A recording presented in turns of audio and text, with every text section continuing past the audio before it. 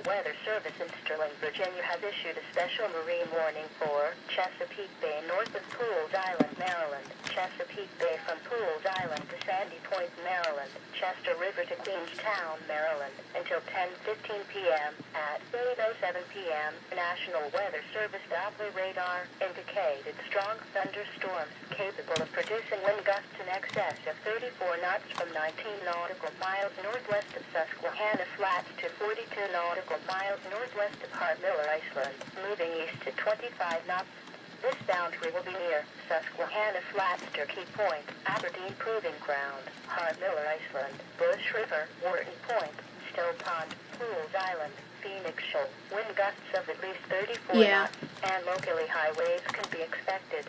Strong winds may occur several minutes before the storms arrive. Boaters should seek safe harbor immediately until the storm passes. This storm is producing frequent lightning. Stay below deck if possible and keep away from ungrounded metal objects. Report severe weather to the Coast Guard or nearest law enforcement agency. They will relay your report to the National Weather Service.